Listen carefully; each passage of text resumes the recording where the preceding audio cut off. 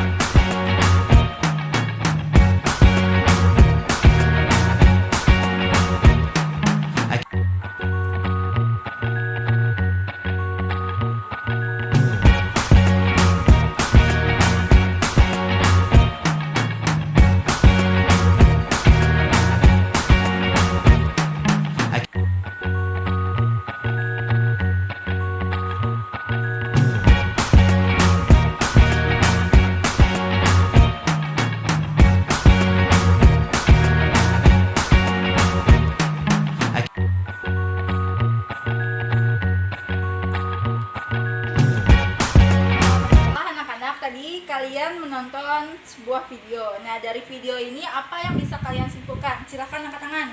saya. Ya, silakan Yasmin. KNO3 merah kebiruan karena kalium berasal dari logam alkali. Ya.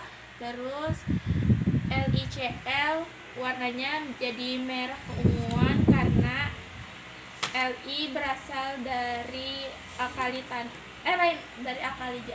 Terus MgSO4 warnanya biru karena Dengan bereaksi dengan magnesium. bereaksi dengan magnesium. Ya. Baiklah, itu tadi kita sekilas mempelajari tentang sifat fisik dan sifat kimianya. Nah, sekarang Ibu mau meminta kalian membagi kelompok menjadi 2 kelompok. Silahkan bagi kelompoknya. Baiklah, sudah dibagi tadi ya. Kelompok 1, coba angkat tangan, Ibu mau lihat. Ya. Kelompok 2. Ya, sudah. Tadi, di sini ada LKPD atau lembar kerja peserta didik. Nah, di sini ada suatu masalah yang harus bisa kalian pecahkan dengan cara diskusi. Nah, di lembar belakang ada tempat menjawab soal. Nah, kalian menjawabnya di sini ya. Nah, kalian menjawab soal ini bisa menggunakan buku yang ada maupun buku yang Ibu bagikan tadi. Buku itu. Dan bisa menggunakan internet. Nah, ini adalah LKPD-nya. Tata cara pengerjaannya silahkan kalian diskusikan dengan kelompok masing-masing. Ibu memberi waktu kalian untuk menjawabnya 10 menit dari sekarang.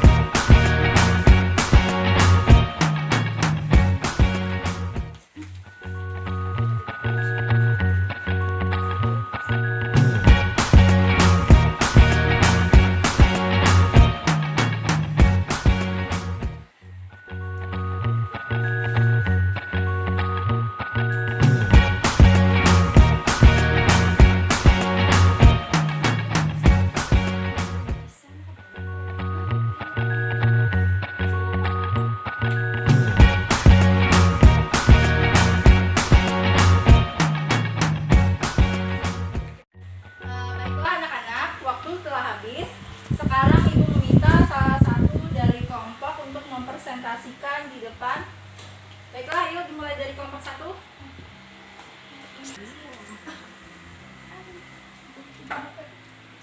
Stopin. Berubah.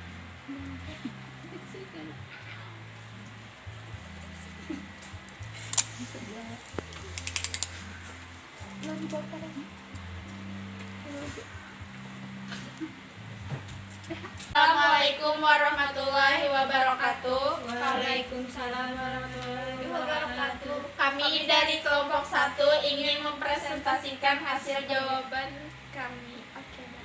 Mengapa logam litium yang digunakan sebagai baterai? Karena baterai ion litium umumnya dijumpai pada barang-barang elektronik konsumen. Baterai ini merupakan jenis baterai isi ulang yang paling populer. Untuk peralatan elektronik portable, karena memiliki salah satu kepadan energi terbaik tanpa efek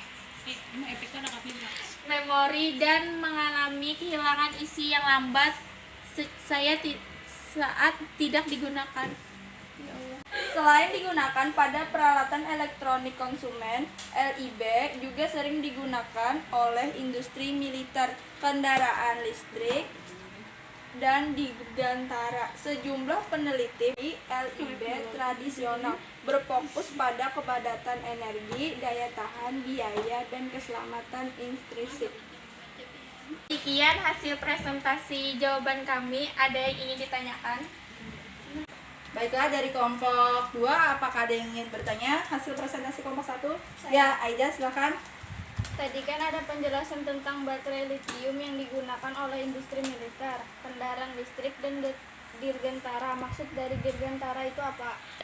Dirgantara ialah ruang yang ada di sekeliling dan melingkupi bumi, terdiri atas ruang udara dan antariksa. Biasanya kata ini digunakan untuk merujuk pada industri yang meneliti, merancang, membuat, dan meluncurkan dan memelihara kendaraan yang terbang ke angkasa. Dirgantara adalah istilah yang luas yang digunakan di bidang operasional, industri, dan militer. Kurang jelas? Sudah cukup. Oke, makasih. Apakah ada yang ingin bertanya lagi? Ya, silakan Hanin. Bagaimana cara kerja baterai litium? Baterai litium ion memiliki kemampuan penyimpanan energi tinggi per satuan volume. Energi yang tersimpan merupakan jenis energi elektrokimia. Energi elektrokimia merupakan jenis energi yang berasal dari reaksi kimia yang dalam hal ini terjadi di dalam baterai. Apakah jawaban dari kami kurang jelas? Sudah cukup.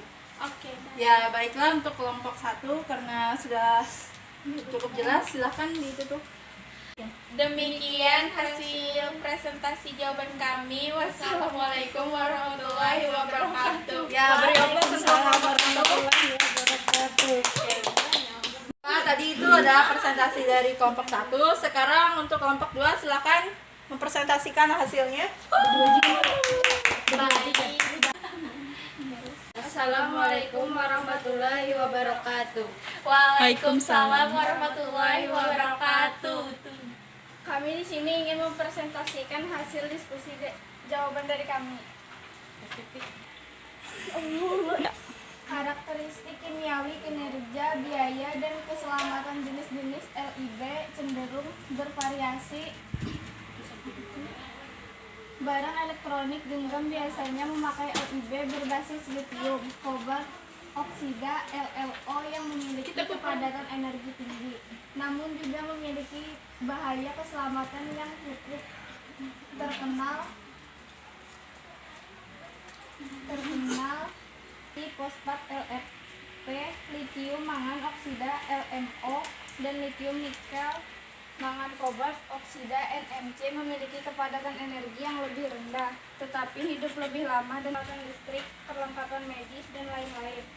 NMC adalah pesaing utama di industri otomotif, selain Penyaji. yang ditujukan pada kegunaan tertentu. Itulah hasil presentasi jawaban dari kami. Apakah ada yang ingin ditanyakan? Baiklah, untuk kelompok 1, silakan bertanya. Saya, mengapa litium kobalt oksida memiliki bahaya keselamatan yang cukup terkenal? Ya, untuk kelompok 2 silakan dijawab. Karena baterai yang tidak dapat digunakan kembali akan menjadi limbah yang cukup berbahaya. Selain litium, senyawa penting yang digunakan dalam LIB adalah kobalt yang mana juga tidak ramah lingkungan. Salah satu cara untuk penggunaan ulang atau daur ulang dari LIB yang telah digunakan adalah dengan memisahkan atau mengambil kembali logam berupa litium dan kobalt dari limbah padat baterai Li. Itulah mengapa litium kobalt oxide berbahaya. Aku nah. Catat.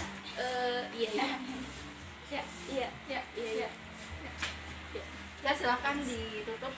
Demikian presentasi dari kami. Wassalamualaikum warahmatullahi wabarakatuh. Waalaikumsalam warahmatullahi wabarakatuh.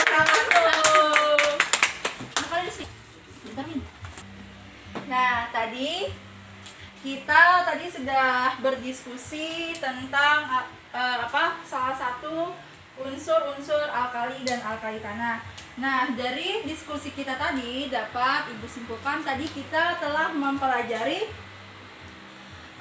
mengetahui kelimpahan-kelimpahan unsur yang ada di kulit bumi. Cukup ya. Baiklah, pembelajaran hari ini cukup sampai di sini saja. Dan sampai ketemu minggu depan. Assalamualaikum warahmatullahi wabarakatuh. Waalaikumsalam warahmatullahi wabarakatuh.